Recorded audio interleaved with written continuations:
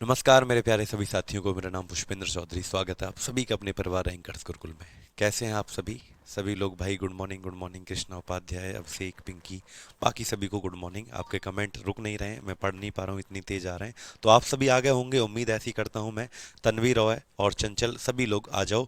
और उसके बाद स्टार्ट करते हैं आज की हम इस क्लास को, जिसमें कि आज हम एक नया टॉपिक पढ़ने जा रहे हैं। जैसे कि आप लोगों ने मोशन चैप्टर को बहुत अच्छे से स्टार्ट किया और बहुत अच्छे से उसको ख़त्म भी कर दिया, न्यूमेरिकल के साथ, क्वेश्चंस के साथ बहुत अच्छे से आप लोगों ने पढ़ा। ठीक है, चलो बच्चे आज की क्लास को हम स्टार्ट करते हैं। बहुत बहुत गुड मॉर्निंग सभी को, सुप्रभात, राम राम साहब। ठीक है, चलो राम राम साहब सभी को। तो आज का हमारा जो चैप्टर स्टार्ट होने जा रहा है, सभी लोग हेडिंग डालें आज के इस चैप्टर का नाम।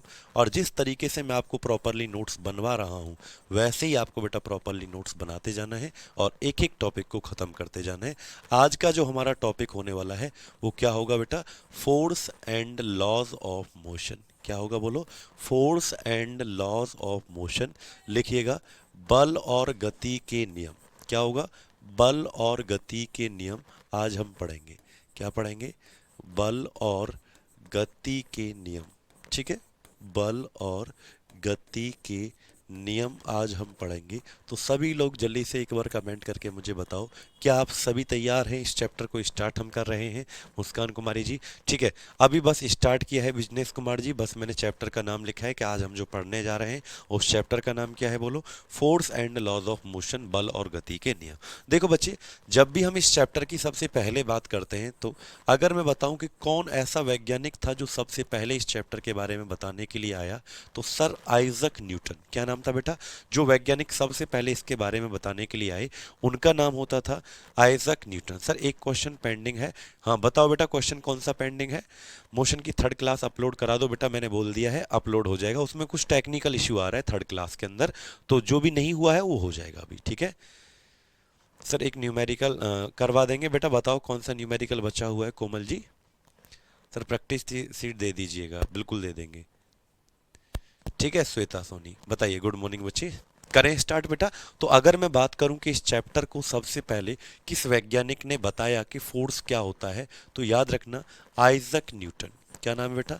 सर आइजक न्यूटन जो हैं ये पहले वैज्ञानिक हैं जो कि इस चैप्टर के बारे में बताते हैं कि, और इनके द्वारा, सर आइजक न्यूटन के द्वारा एक बुक लिखी गई है, किताब, एक किताब लिखी गई है जिस किताब के अंदर ये पूरा चैप्टर लिखा हुआ है। उस बुक के अंदर इस पूरे टॉपिक को पढ़ाया गया है, जिस बुक का नाम है बेटा प्रिंसिपिया। क्या नाम है इस बुक का? नाम प्रिंसिपिया होता है इस किताब का नाम, जिसके अंदर सब कुछ लिखा हुआ है। किसके अंदर? प्रिंसिपिया नामक जो किताब है उसके अंदर सब लिखा हुआ है। किसके बारे में? फोर्स के बारे में। ये बुक इस महान आदमी ने 1687 में लिखी थी। और इस बुक में दो ही चीज़ों का अध्ययन किया जाता है, एक बल और एक गुरुत्वाकर्षण बल, एक फोर्स और एक ग्रेविटेशन फोर्स, इसके बारे में पढ़ा जाता है। ठीक है बेटा, चलो। तो न्यूटन चाचा जो है, न्यूटन चाचा लिख रहे हैं राहुल जी, न्यूटन चाचा। ठीक है, अब थोड़ा सा फायदा है विशाल दीक्षित जी, न्यूमेरिकल क्वेश्चन बेटा मैं करवा दूंगा। कोमल जी मुझे बता देना कौन सा क्वेश्चन बचा हुआ था, वो आपको मैं करवा दूंगा। ठीक है, कोमल अजोरिया, अरोरा, कोमल अरोरा। ठीक है, चलो याद रखेंगे। आइजक न्यूटन जो है, इन्होंने एक बुक लिखी है जिसका नाम प्रिंसिपिया है। कब लिखी? 1687 में। और इसी बुक के अंदर बेटा हम क्या पढ़ते हैं? Force and laws of motion पढ़ते हैं। अगर मैं आपसे पूछूं कि न्यूटन के अकॉर्डिंग व्हाट इज फोर्स, यानी बल होता क्या है, यानी न्यूटन ने अपनी बुक में लिखा तो है, लेकिन क्या होता है फोर्स? बल का परिभाषा क्या होता है? न्यूटन के द्वारा क्या कहा गया है फोर्स के बारे में? तो बच्चे ध्यान से सुनिएगा। न्यूटन ने फोर्स के बारे में एक छोटी सी बात कही है, एक छोटी सी बात कही है। पता है वो क्या है बेटा? सर ऐसे पढ़ाइएगा तो कोर्स कंप्लीट होगा। बिल्कुल होगा बेटा विवेक पाल जी, बिल्कुल होगा मेरे बच्चे, क्यों नहीं होगा। ठीक है, 1685 से लेकर 1687 में इन्होंने बुक लिखी हुई है, जो बच्चे कह रहे हैं। ठीक है, तो 1685 से 1687, यानी कि बेटा ये दोनों डेट आपको मिलेंगी, यानी 85 मिलेगी या 87 मिलेगी बीच में। लेकिन क्या कहते हैं? 17 सेंचुरी। जब 1685-87 है तो इसका मतलब हम क्या कहेंगे? कौन सी सेंचुरी की बात हो रही है बेटा? ये 17वीं शताब्दी की बात हो रही है। किस शताब्दी की बात हो रही है बेटा? ये 17वीं शताब्दी की बात ये हमारी हो रही है। ठीक है, चलें बेटा आगे, बहुत बढ़िया। हाँ बिल्कुल हो जाएगा, यूपी पुलिस का एग्जाम तक आपका सिलेबस बिल्कुल हो जाएगा, चिंता मत करो बेटा। ठीक है ऋषभ जी, अब सुनो मेरी बात, क्या फोर्स होता क्या है, तो बेटा देखो न्यूटन कहते हैं कि फोर्स जो है वो दो चीज से मिलकर बना है, पुश या पुल। यानी या तो किसी चीज को खींचो या किसी चीज को धक्का लगाओ, इसी को हम फोर्स कहते हैं। पुश और पुल एनी ऑब्जेक्ट, यानी किसी वस्तु को धक्का लगाओ या किसी ऑब्जेक्ट को खींचो, इज कॉल्ड फोर्स। इसी को हम क्या कहते हैं, बचपन में ये डेफिनेशन तुम लोगों ने पढ़ी थी ना, इज कॉल्ड फोर्स। लेकिन मेरे प्यारे बच्चों एक बात और यहां पर जोड़ देना है, ठीक है। 1 महीना मुझे चाहिए बेटा कम से कम कोर्स कंप्लीट करने के लिए, 1 महीने का टाइम मुझे चाहिए, 1 महीना 10 दिन कम से कम चाहिए, ठीक है। जल्दी से मुझे कमेंट करके बताओ कि अब कम से कम 10 दिन से तो आप पढ़ ही रहे हो लगातार, ठीक है। तो याद रखना सभी लोग कि 1 डेढ़ महीने में पूरा सिलेबस कंप्लीट हो जाएगा, बिल्कुल फिक्र करने की कोई ज़रूरत नहीं है बेटा, ठीक है। आपके एग्जाम से पहले आपका सिलेबस मैं पक्का करवा दूंगा, ठीक है। ठीक है बेटा, सुनो ध्यान से, तो याद रखना पुश और pull any object is called force. लेकिन मेरे प्यारे बच्चों याद रखना, जब भी आप पुश करोगे या किसी चीज को पुल करोगे तो जरूरी नहीं है कि जैसे मैं इसको धक्का लगाऊं या इसको खींचूं, तो जरूरी नहीं है मेरे प्यारे बच्चों कि पुश या पुल करने पर वो ऑब्जेक्ट मूव करे, यानी गति करे। तो याद रखना बेटा, पुश और pull any object is called force but it is not necessary, यानी ऐसा करने पर वो चले ये जरूरी नहीं है। यानी आपने दो काम अगर किए हैं पुश या पुल, तो याद रखना आपने क्या लगाया, फोर्स, लेकिन वो चले ना चले कोई फर्क पड़ने वाला नहीं है। बिल्कुल रिस्की आसिफ जी, बिल्कुल बेटा, ठीक है। देखो बच्चे कह रहे हैं पढ़ते पढ़ते लगता है सर कभी कभी के नींद आने लगती है, तो क्या करूं, थोड़ा मोटिवेशन चाहिए। बच्चे देखो एक बात बताएं आपको, आप ना अपने सामने एक ऐसा टारगेट बना लो कि यार इस बार ना ये चैप्टर खत्म करके सोना है, या इस बार ना सरकारी नौकरी लगानी है। आपको पता है हमें नींद तब आती है जब हमारे सामने एक ऐसा कोई गोल ना हो जो हमारी नींद को उड़ा दे। यानी हमें हमारे सामने ऐसा कोई काम ही नहीं है कि यार ये काम इतना अर्जेंट है। पता है आपको, जैसे आज तुम्हारा पेपर है या कल को तुम्हारा पेपर है, तुम्हें रात भर नींद नहीं आएगी, मुझे पता है। कल को तुम्हारा पेपर है 10 बजे, दिल्ली जाना है तुमको पेपर देने के लिए, तो कल रात आज रात तुम्हें नींद ही नहीं आएगी। कभी कभी तुम्हारी आंख खुलेगी 1 बजे, कभी रात में 12 बजे, कभी 2 बजे, 10 बार तुम्हारी आंखें खुलेंगी। क्यों? क्योंकि तुम्हारे सामने एक टारगेट है, तुम्हारे सामने एक गोल है कि यार कल तो पेपर देने जाना है, यार कल तो पेपर रह जाएगा, इस तरीके से। अब तुम्हें नींद क्यों आ जाती है? क्योंकि तुम्हारे सामने कोई फिक्स गोल है ही नहीं। अभी तो भैया 1 महीना है पेपर का, 1 महीना 12 दिन है, यूपी पुलिस में पेपर है, ये कुछ भी है तुम्हारे सामने अभी एक ऐसा टारगेट तुम्हारे सामने नहीं है जो नींद को भी उड़ा दे। लेकिन जिस दिन पेपर होता है उस दिन क्यों नहीं सो पाते भाई तुम? उस दिन तो नहीं सो पाते आप लोग, 10 बार जगते हो, 12 बार जगते हो, रात में ऐसे आंखें खोल खोल के देखते हो, 10 बज गए, फिर 5 मिनट बाद फिर खुलेगी, अरे यार अभी तो टाइम है, थोड़ा और सो लेता हूं। यानी कि मैं क्या बोल रहा हूं, बार बार बेटा एक ऐसा टारगेट बनाओ कि जो कि तुम्हारे नींद पर हावी हो जाए, जिसे देखकर तुम्हें लगे कि अरे हाँ यार सोना थोड़ी है, पानी मारो आंखों में। और एक बार थोड़ा सा आलस आता है, जब नींद आती है ना तो ऐसा लगता है कि सर वॉशरूम तक भी नहीं जाया जाता है ना, आंखों में पानी मारने के लिए भी नहीं जाया जाता। लेकिन एक बार तुमने धो लिया, आंख मुंह चेहरा सब धो लिया, तो फिर तुम्हारा मन नहीं करेगा सोने का। तो सबसे अच्छा तरीका है कि जब भी नींद आए तुमको, पहले जाओ अपना फ्रेश हो, अपना मुंह धो और अपना पढ़ाई से लग जाओ बेटा। सुबह सुबह का टाइम बहुत अच्छा होता है, इसलिए एक टारगेट करो बेटा, फिक्स करो कि आज मुझे ये चैप्टर पढ़ के ही सोना है। ऐसे पढ़ो कि आज ही पढ़ रहा हूं भाई, फिर नहीं पढ़ूंगा कभी। तो एक एक दिन को ऐसे पढ़ो कि आज पढ़ रहा हूं फिर कभी नहीं पढ़ूंगा, ठीक है बेटा। तो याद रखना, पुश और pull any object is called force but it is not necessary that the object move. यानी ये जरूरी नहीं है कि ऑब्जेक्ट जो है वो गति करे। लिखो, किसी वस्तु को ढकेलना, किसी वस्तु को ढकेलना ढकेलना या खींचना, किसी वस्तु को ढकेलना या खींचना बल कहलाता है। क्या कहलाता है? बल कहलाता है। आगे लिखें, जरूरी नहीं है कि वस्तु में गति हो, कि वस्तु में गति हो। यानी ये जरूरी नहीं है कि ऑब्जेक्ट जो है मोशन करे, गति करे, ये बिल्कुल जरूरी नहीं है। बस आपने दो काम किए, पुश किया या पुल किया, इसका मतलब आपने क्या लगाया बेटा? फोर्स लगाया, आपने क्या लगाया? बल लगाया, ठीक है। याद रखेंगे, जल्दी से बताओ, जल्दी से कमेंट करके बताओ, क्या आपको यहां तक याद रहेगा? 12 में सर जी हम पढ़ते हैं बच्चे, ठीक है कोई बात नहीं बेटा। अब सुनो बेटा, ये जो फोर्स है ना, ये 3 काम कर सकता है। लिखो, अगला टॉपिक लिखो। ये आपको समझ में आया, पुश करो या पुल करो क्या कहलाता है? फोर्स कहलाता है। लेकिन व्हाट फोर्स कैन डू, लिखो। जो बल है, अगर आपने बल लगाया तो ये क्या कर सकता है? What force can do, force can do यानी बल क्या कर सकता है? बल क्या, यानी जब भी किसी ऑब्जेक्ट पर लगेगा तो क्या कर सकता है? बल क्या कर सकता है? बल क्या कर सकता है लिखिएगा। What the force can do, बल क्या कर सकता है। तो सबसे पहली बात, फोर्स क्या कर सकता है? देखो बेटा, सबसे पहली बात, 3 चीज फोर्स कर सकता है बेटा।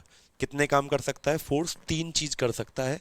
बल जो है वो 3 चीज कर सकता है। सतीश जी, अच्छा सतीश कह रहे हैं, बहुत बढ़िया भाई सतीश, चलो ठीक है, बिल्कुल। चले बेटा, अब सुनो, बिल्कुल आसिफ, चलिए। तो फोर्स, अगर देखो बेटा, अगर आपने किसी भी चीज पर फोर्स लगाया, बल लगाया, तो मान लो वो चीज अभी रेस्ट में है। किस में है? मान लो वो चीज अभी रेस्ट में है। जैसे कोई चीज रखी हुई है, रेस्ट में है, विराम, आपने उसको धक्का लगा दिया तो वो चलने लग जाएगी। यानी रेस्ट से किस में हो जाएगी? मोशन में हो जाएगी। यानी विराम से गति में हो जाएगी। बिल्कुल एनफ है रिया रॉय जी, बिल्कुल। अगर आपने कोई ऑब्जेक्ट रखा हुआ है, उसमें धक्का लगा दिया, तो वो बेटा रेस्ट से किस में हो जाएगी? मोशन में, यानी विराम से किस में हो जाएगी? गति में हो जाएगी। ठीक है, यानी अगर बॉल आपकी तरफ आ रही है, तो बॉल जब आ रही है तो वो किस में है? गति में, मोशन में। आपने उसको रोक दिया, यानी गति से किस में कर दिया? विराम में।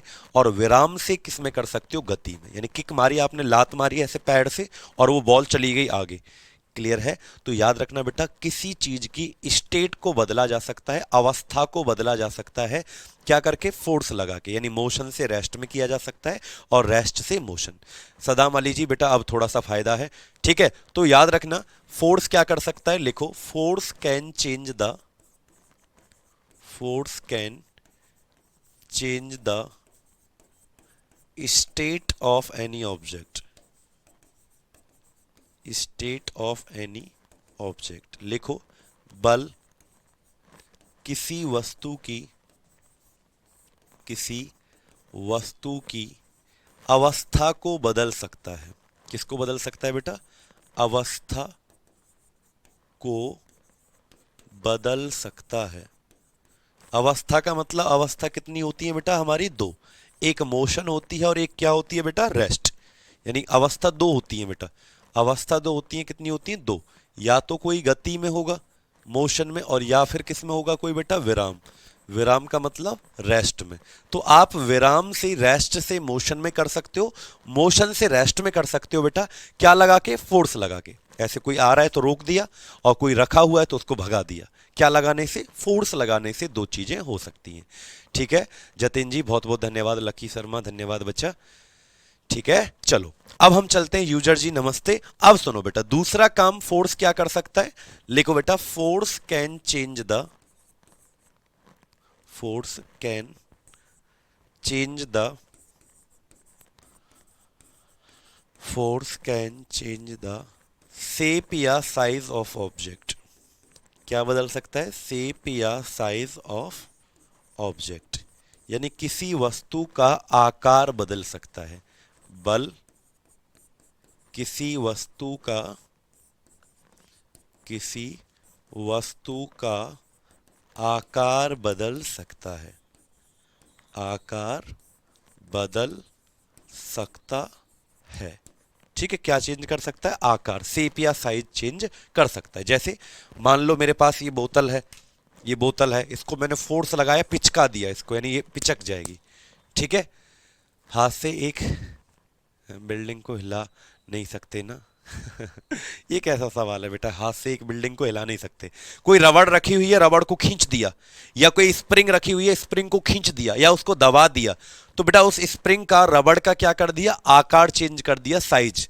तो याद रखना, फोर्स लगाने से क्या हो जाएगा बेटा? शेप या साइज भी चेंज हो सकता है, यानी आकार बदला जा सकता है किसी चीज का। शर्मा तनुजा जी धन्यवाद बच्चे। ठीक है, गुड मॉर्निंग तनुजा, सुरेश जी। ठीक है, याद रखेंगे बेटा। तो फोर्स लगाकर किसी चीज का शेप या साइज आकार बदला जा सकता है। तीसरा पॉइंट क्या है बेटा, लिखो, force can change the, force can change the direction of object. क्या बदल सकता है बेटा, force can change the direction of object. लिखो, बल किसी वस्तु की दिशा बदल सकता है। क्या बदल सकता है बेटा, बल किसी वस्तु की दिशा बदल सकता है, डायरेक्शन, दिशा बदल सकता है। मान लीजिए आपकी तरफ बॉल आई, बॉलर जो होता है बॉलर, उसने बॉल मेरी तरफ फेंकी, मेरे हाथ में बैट लगाए, मैंने दिया छक्का, ये ले भाई, बीएसएनएल, बीएसएनएल कहते हैं आईपीएल, हाँ सॉरी, मैं क्रिकेट नहीं देखता ना, आईपीएल का जो लगता है ना छक्का होता है, तो छक्का चौका मैंने मार दिया। तो इसका मतलब क्या है बेटा, कि जैसे ही मैंने फोर्स लगाया बैट से बॉल पर, उसकी डायरेक्शन बदल गई, उसने मेरी तरफ फेंका, मैंने उसकी डायरेक्शन चेंज कर दी। शक्ति और बल में क्या अंतर है बेटा, एन शक्ति तो बहुत बड़ी चीज है, शक्ति का मतलब पावर होगा, ठीक है, पावर को क्या कहते हैं, शक्ति कहते हैं। वो कितना काम किया, कितने समय में किया, उसको पावर कहते हैं बेटा, शक्ति, ठीक है विवेक नाग जी, याद रखेंगे बेटा, बताइएगा। क्लियर है सभी को यहां तक? चलें इससे आगे बेटा। तो फोर्स लगाने से ये तीन काम किए जा सकते हैं, कौन कौन से, जल्दी से बताओ, तीन काम कौन कौन से हैं बेटा, बताइए। कम से कम 8-9 क्वेश्चन आएंगे सदाम अली जी आपके यूपी पुलिस में। Force can change the direction of object, किसी वस्तु की दिशा को बदल सकता है। तो तीन काम फोर्स कर सकता है। उससे पहले हमने पढ़ा कि फोर्स होता क्या है, पुश और पुल एनी ऑब्जेक्ट, धक्का देना खींचना, लेकिन जरूरी नहीं है धक्का देने खींचने पर वस्तु चले, ऑब्जेक्ट चले, ठीक है। पॉइंट 2 जो है वो क्या है बेटा, पॉइंट 2 हमारा कि उसका शेप या साइज चेंज हो जाए। जैसे रबड़ है, छोटी सी रबड़, उसको खींच दिया, या स्प्रिंग है, स्प्रिंग छोटी सी है, उसको खींच दिया, तो उसका शेप या साइज बदला कि नहीं बदला, खिंच के लंबी हो गई, बड़ा हो गई, ठीक है, याद रखेंगे, ठीक है। हाँ बेटा बिल्कुल, जैसे मैंने इसको देखो, इस दीवार को मैं धक्का लगा रहा हूं, सुनो बेटा रिपन जी, इसको मैं धक्का लगा रहा हूं, क्या ये चली, नहीं चली, लेकिन मैंने तो धक्का लगाया, यानी पुश और पुल किया, तो इसका मतलब मैंने फोर्स लगाया, जरूरी नहीं है ये चले, ठीक है, याद रखेंगे। चलिए अब इससे आगे बढ़ते हैं। तो फोर्स निकालने का फॉर्मूला क्या है, यानी कैसे निकाला जाएगा फोर्स। अब हम क्या पढ़ते हैं बेटा, फोर्स निकालने का फॉर्मूला क्या होता है। जैसे मैं मान लो इसको धक्का लगा रहा हूं, मैं मान लीजिए इसको धक्का लगा रहा हूं, तो कितना फोर्स मैं लगा रहा हूं, इसका सूत्र क्या है, बल को निकालने का सूत्र क्या होता है। तो याद रखना, फॉर्मूला होता है फोर्स बराबर, यानी बल बराबर द्रव्यमान mass into mass into acceleration. क्या होता है बेटा, मास इनटू एक्सीलरेशन, यानी द्रव्यमान गुणा त्वरण, यानी शॉर्टकट में से लिख सकते हैं एफ बराबर एम गुणा ए। पता है एसिलेशन, अब तुम ये कहोगे सर एसिलेशन तो आपने पढ़ाया नहीं, तो मैं कहूंगा बेटा एसिलेशन तुमको लास्ट क्लास में पढ़ाया गया है, जब मैंने आपको मोशन गति वाला टॉपिक पढ़ाया था, ठीक है, याद रखेंगे बेटा। ये फिजिक्स चल रहा है बेटा। पावर और फोर्स वेक्टर है या स्केलर है, बेटा पावर जो है वो भी वेक्टर होता है, फोर्स भी वेक्टर क्वांटिटी होती है, वेक्टर का मतलब सदिश राशि होती है। जल्दी से बताओ बेटा, क्या आपको यहां तक समझ में आया, कोई दिक्कत बेटा यहां तक किसी भी बच्चे को?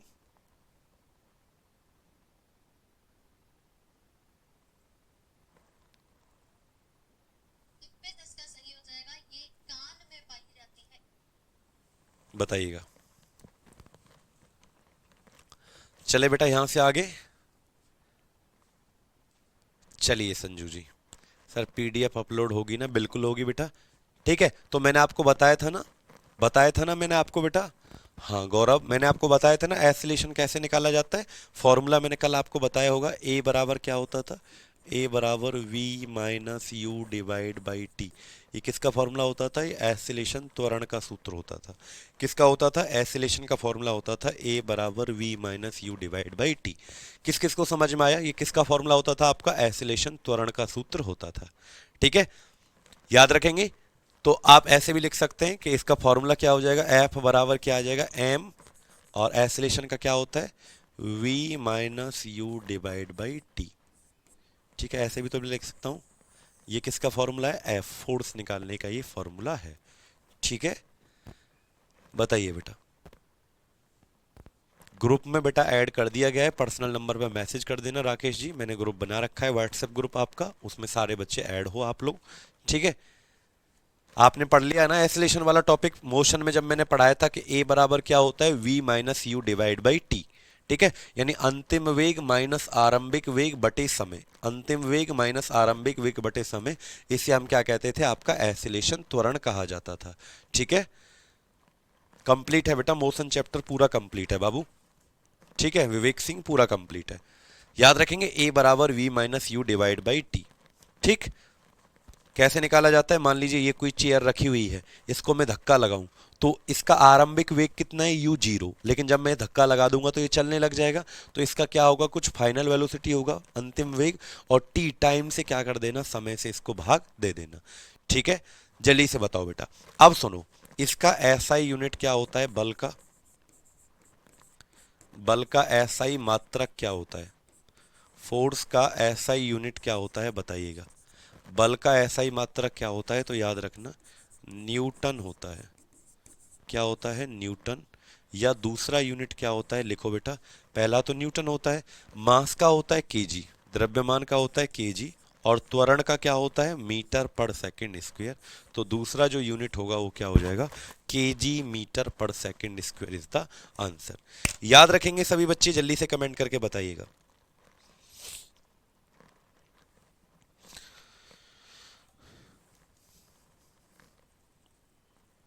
बताओ बेटा, याद रखेंगे।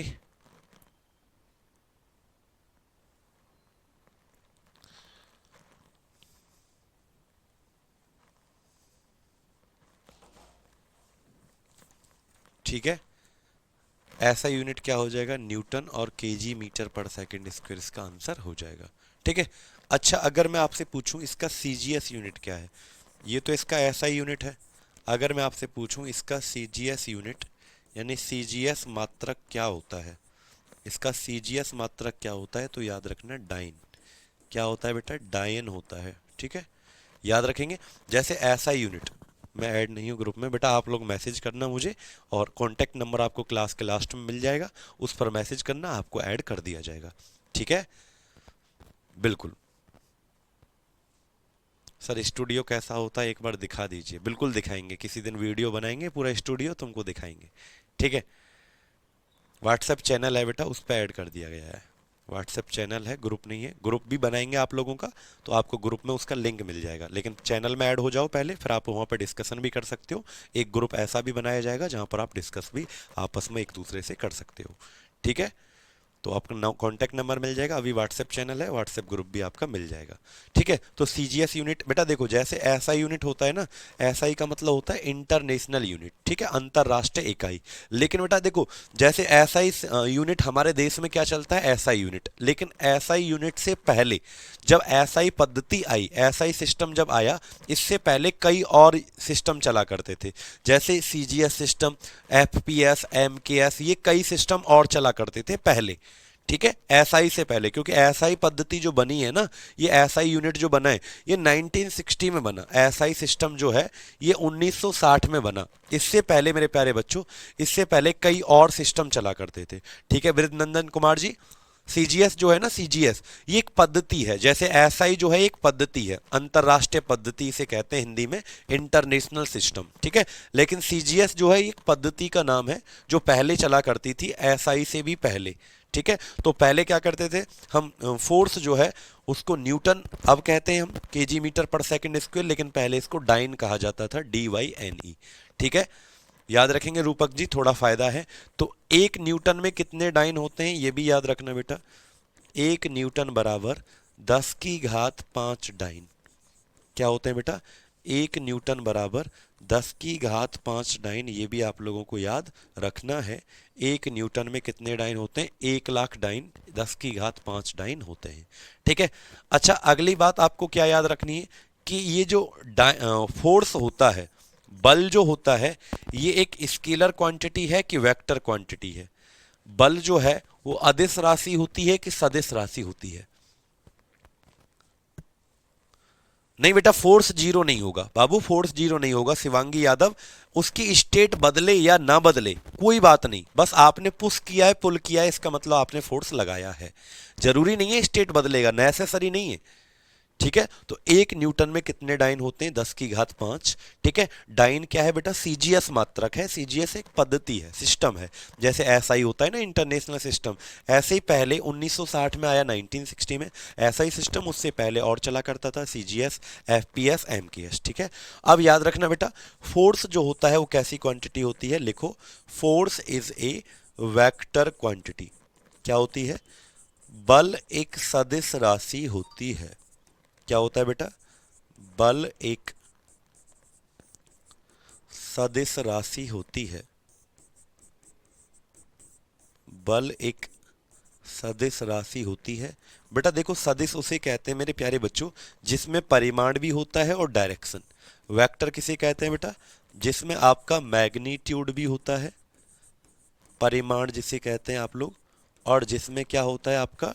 डायरेक्शन भी होता है, यानी दिशा भी होती है। यानी जिसमें परिमाण भी होता है और डायरेक्शन भी होता है, उसको हम क्या कहते हैं बोलो? उसको हम वेक्टर क्वांटिटी के नाम से जानते हैं। अदिश नहीं बेटा, सदिश राशि है बाबू। प्रिय, अदिश नहीं सदिश, क्योंकि जब फोर्स लगाओगे, देखो, जब आप ना बल लगाओगे तो बल एक दिशा में लगाओगे। जैसे मैं फोर्स लगा रहा हूं किसी को धक्का, तो एक दिशा होगा ना, डायरेक्शन, जिधर मैं लगा रहा हूं फोर्स, एक डायरेक्शन होगा कि नहीं होगा? यानी कि इसीलिए ये क्या है? एक सदिश राशि है, वेक्टर क्वांटिटी है। सदिश, सदिश का मतलब परिमाण भी होगा और इसमें क्या होगा? डायरेक्शन, दिशा भी होगा। ठीक है, यानी वैल्यू तो होगी ही ना, कि 10 न्यूटन लगाया, 20 न्यूटन लगाया, तो परिमाण भी होगा, साथ के साथ क्या होगा? दिशा। एक दिशा जरूर होगी जिधर आपने फोर्स लगाया है। ठीक है, जिधर आपने बल लगाया है। तो इतनी बातें समझ में आई। Formula, SI unit, CGS unit, और फोर्स क्या होता है? हमारी एक वेक्टर क्वांटिटी होती है। ठीक है, बिल्कुल। यहां तक लिख लिया सभी लोगों ने? एक बार कमेंट करके बताइएगा मुझे। बताओ बेटा, यहां तक सभी लोगों ने लिख लिया? किसी बच्चे को कोई प्रॉब्लम तो नहीं बेटा?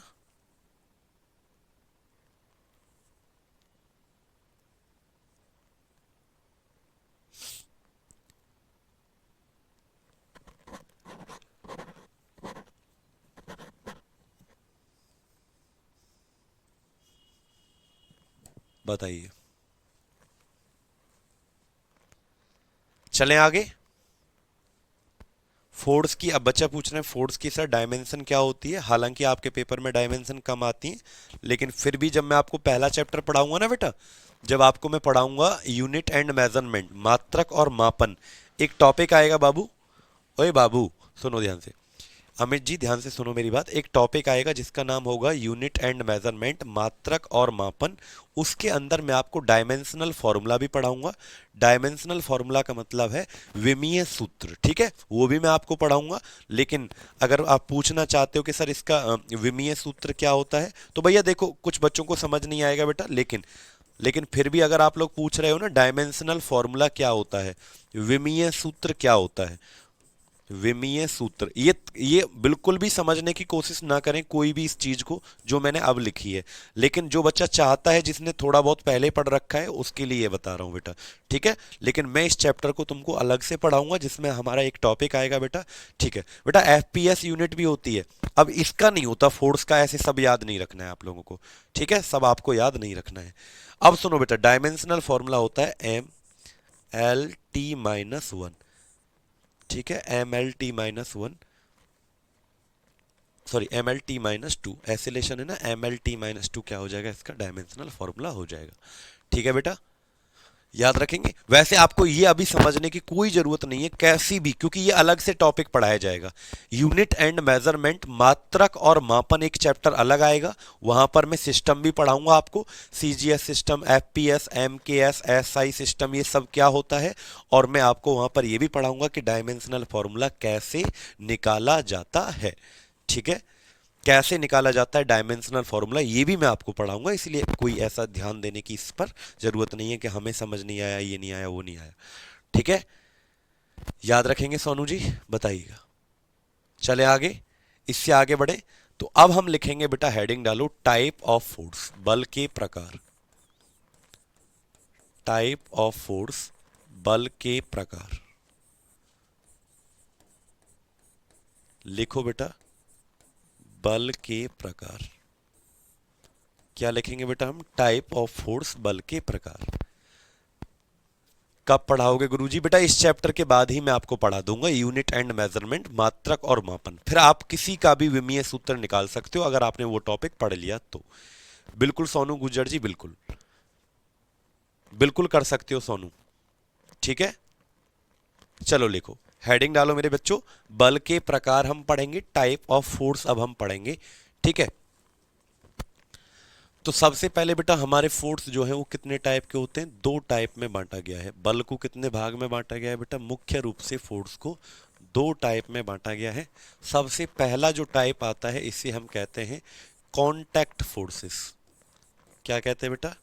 कांटेक्ट फोर्स कहते हैं, यानी हिंदी में इसे कहते हैं स्पर्शी बल। क्या कहते हैं इसको? स्पर्शी बल। और दूसरा हमारा जो आता है उसे हम क्या कहते हैं? नॉन कांटेक्ट फोर्स कहते हैं, यानी कि अस्पर्शी बल कहते हैं। क्या कहते हैं उसको? स्पर्शी बल कहते हैं। कांटेक्ट फोर्स और दूसरा क्या आता है हमारा? नॉन कांटेक्ट फोर्स, अस्पर्शी बल कहते हैं। बिल्कुल आएंगे भाई रिस्की, बिल्कुल आएंगे बिहार में, ठीक है। तो कांटेक्ट फोर्स और दूसरा क्या आता है बेटा? नॉन कांटेक्ट फोर्स हमारा आता है, याद रखना, ठीक। अब देखो इन दोनों में क्या छोटी छोटी सी बातें, ज़्यादा कोई बड़ी बात नहीं, अभी बेसिक बातें चल रही हैं, लेकिन उसके बाद थोड़ी थोड़ी सी आपको समझ में आने लगेगा क्या हम पढ़ रहे हैं। बेटा देखो, कांटेक्ट फोर्स जो होता है, हाँ, यूपी पुलिस का फॉर्म भर दूं या नहीं? बेटा बिल्कुल भरो। देखो अगर किसी की एज है, और अब तो वैसे भी 3 साल का रिलैक्सेशन मिल गया है, तो जो बच्चे कह रहे थे कि सर हमारी उम्र ज़्यादा हो गई है, तो भाई उम्र ज़्यादा नहीं, अब तो आपको रिलैक्सेशन भी मिल गया है एज में, 3 साल का एज रिलैक्सेशन मिला है। तो सभी लोग यूपी पुलिस का फॉर्म भी, जो यूपी से बिलोंग करता है या कहीं से भी, तो जिसका इंटरेस्ट है भाई नौकरी में, अच्छी नौकरी है बेटा, देखो सरकारी नौकरी लगना जरूरी है, सबसे पहले ये जरूरी है कि सरकारी नौकरी लगे। अब भरने को क्या है, मॉक टेस्ट की तरह तुम दे सकते हो पेपर, ठीक है। सेंट्रीपिटल फोर्स क्या है बेटा? सीमांचल जीना जी बताऊंगा कि जब कोई ऑब्जेक्ट सर्कल में घूमता है तो सेंटर की तरफ जो फोर्स लगता है उसे क्या कहते हैं? सेंट्रीपिटल फोर्स आएगा, सब कुछ इसी चैप्टर के अंदर आ जाएगा, ठीक है। तो याद रखना बेटा, कांटेक्ट फोर्स, और देखो कांटेक्ट फोर्स उसे कहते हैं बेटा जो तब लगता है जब दोनों ऑब्जेक्ट आपस में टच में हो, यानी ऐसा बल जो तब काम करता है जब दोनों वस्तुएं आपस में संपर्क में होती हैं। संपर्क का मतलब एक दूसरे के ऊपर चल रही होती है। जैसे एक ऑब्जेक्ट है, जैसे मान लो मैं ही इस धरती पर भागने लग जाऊं, रनिंग करने लग जाऊं, तो अपोजिट, मेरे मोशन का जो अपोजिट करेगा मॉर्निंग, वो कौन होगा? आपका फ्रिक्शन फोर्स, घर्षण बल होगा। क्या होगा बेटा? फ्रिक्शन फोर्स, घर्षण बल होगा, याद रखेंगे। तो कांटेक्ट फोर्स क्या होगा? इन दिस लिखो, this type of force act when, लिखो, this type of force act when both object when both objects are in the direct contact, both object are in the direct contact। याद रखेंगे, यह बल तब कार्य करता है, यह बल तब कार्य करता है, तब कार्य करता है जब दोनों वस्तुएं आपस में, जब दोनों वस्तुएं आपस में संपर्क में होती हैं, आपस में संपर्क में होती हैं, ठीक है, संपर्क में होती हैं। यह बल तब काम करता है जब दोनों वस्तुएं आपस में टच में होती हैं, संपर्क में होती हैं, तो उसको हम क्या कहते हैं? कांटेक्ट फोर्स के नाम से जानते हैं बेटा। जैसे फॉर एग्जांपल क्या हो जाएगा? घर्षण बल, फ्रिक्शन फोर्स, ठीक है, घर्षण, घर्षण बल, फ्रिक्शन फोर्स, ठीक। घर्षण बल क्या हो जाएगा आपका? फ्रिक्शन फोर्स हो जाएगा, याद रखेंगे। नंबर आपको मिलेगा लालू यादव जी लास्ट में। अब सुनो, घर्षण बल, घर्षण बल बेटा देखो, जब मैं इस अर्थ के ऊपर चल रहा हूं, भाग रहा हूं, तो मैं किसके संपर्क में हूं? धरती के। यानी कि घर्षण बल तब लग रहा है जब मैं अर्थ के टच में हूं, और मैं हवा में ऊपर उड़ूंगा तो क्या घर्षण बल लगेगा? नहीं लगेगा।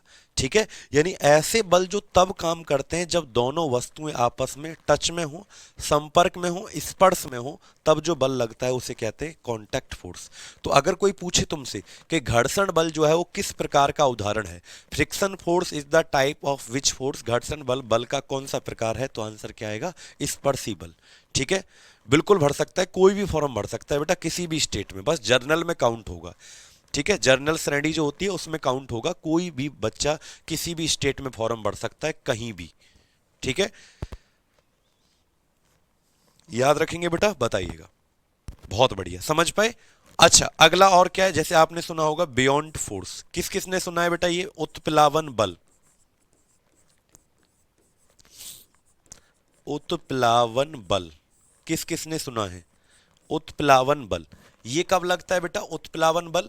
आप नितिन जी, उत्प्लावन बल पता है क्या होता है? जैसे जब कोई पानी की बाल्टी भरी हुई है, उसमें कोई चीज तुम डाल रहे हो, मग्गा डाल रहे हो, तो ऐसे लगता है कि मग्गे पे पानी जो है नीचे से बल लगा रहा है, ऐसे झटका सा लगता है ना, ऐसे नीचे से बल लगा रहा है। तो जो लिक्विड होता है ना, द्रव पदार्थ, जो किसी वस्तु पर नीचे से जो बल लगाता है, ठीक है, नीचे से जो फोर्स लगाता है कोई लिक्विड, कोई द्रव किसी वस्तु पर, उसे कहते हैं उत्प्लावन बल। तो उत्प्लावन बल भी किसका उदाहरण है बेटा? स्पर्शी, क्योंकि जब आप उसको टच करोगे, जब उसको छुबाओगे किससे? पानी से, तभी तो वो लगाएगा। तो उत्प्लावन बल किसका उदाहरण हो जाएगा? तो याद रखना बेटा, बियॉन्ड फोर्स जो हो जाएगा कॉन्टैक्ट फोर्स का एग्जाम्पल हो जाएगा। ठीक है, बहुत सारे फोर्स हैं बेटा, जैसे आपका एक और है, आपको पता है टेंशन फोर्स। अब तुम कहोगे सर टेंशन भी फोर्स होता है, वो दिमाग वाली टेंशन नहीं कि सर टेंशन है मुझे तो पेपर है मेरा, ये वाली टेंशन नहीं। टेंशन का मतलब, बच्चे कह रहे हैं सर मेरी हाइट 163 ही है, यूपी में भर सकता हूँ क्या? नहीं बेटा, नहीं भर पाओगे। 163 हाइट अगर है तो मुश्किल है, क्योंकि उसमें तो हाइट थोड़ी सी ज़्यादा होती है, 168 होती है, कितना होता है, तो मुश्किल है। ठीक है, अब बताओ बेटा, तो याद रखना एक होता है तनाव बल, वो वाला टेंशन नहीं जो दिमाग में है बेटा। टेंशन का मतलब है कि जैसे एक बंदर है, रस्सी से लटका हुआ है, बंदर रस्सी से लटका हुआ है, या मैं किसी रस्सा से लटक जाऊं, तो रस्सी जो है उस बंदर के ऊपर कौन सा बल लगा रही है? खिंचाव। खिंचाव जो होता है ना, टेंशन, तनाव, तो टेंशन फोर्स उसे कहते हैं। तो ये भी क्या है बेटा आपका? टेंशन फोर्स जो है वो आपका क्या हो जाएगा, बोलिएगा? टेंशन फोर्स भी क्या हो जाएगा आपका? तनाव बल जो है वो भी आपका कांटेक्ट फोर्स का एग्जांपल हो जाएगा। यानी बेटा ऐसे फोर्स मेरे प्यारे बच्चों जो तब लगे जब दोनों ऑब्जेक्ट किस में है? टच में है। हाँ, हाँ, टच में है यानी स्पर्श में है। परी राना बेटा अब ठीक है, थोड़े से फायदा है, हो जाएंगे ठीक अगर आपकी दुआएं साथ रही। मथुरा आना सर जी आप? हाँ ठीक है, मथुरा आएंगे बिल्कुल। मथुरा तो मैं 4 साल रहा था, पता है आपको? मथुरा मैं रहा था गोवर्धन। गोवर्धन के पास एक जगह है अक्खा सौंख, सौंख पड़ता है, सौंख, एक छोटा सा मतलब मार्केट है, सौंख नाम है उसका। मतलब मेरे को तो बहुत दिन में नाम लिया है ना, 4-5 साल में नाम ले रहा हूँ, और मैं वहाँ 4 साल रहा था, सौंख। गोवर्धन से आगे चलते हैं, अक्खा सौंख पड़ता है, वहाँ पे एक हमारा स्कूल था, वहाँ मैं 5 साल हॉस्टल में पढ़ा था, सोचो 5 साल हॉस्टल में पढ़ा था, 9वीं क्लास से लेकर 12वीं क्लास तक। 4 साल, 9, 10, 11, 12, 4 साल में वहीं पर पढ़ा था, मथुरा। ठीक है, ठीक बेटा, तो याद रखेंगे ये तीन फोर्स जो है क्या है? कांटेक्ट फोर्स, स्पर्शी बल के उदाहरण है। अब हम आते हैं बेटा नॉन कांटेक्ट अस्पर्शी बल। अस्पर्शी बल का मतलब, धन्यवाद शिवानी धनराज, और बच्चा क्या नाम था?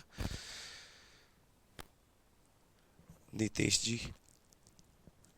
सर विनोद कौन सा फोर्स है? विनोद कोई सा फोर्स नहीं है। निहारिका जी धन्यवाद। चलिए, कानपुर भी आएंगे, ठीक है, सब जगह आएंगे हम। अब सुनो बाबू, अब सुनो तुम, कांटेक्ट फोर्स अस्पर्शी बल, अब सुनना। मतलब जो फोर्स दूर से ही लग जाए, यानी दूर से ही एक दूसरे को अट्रैक्ट कर ले या दूर से ही एक दूसरे को भगा दे, तो उसको हम कहते हैं नॉन कांटेक्ट। ठीक है, नॉन कांटेक्ट का मतलब अस्पर्श, यानी टच में नहीं है फिर भी लग रहा है।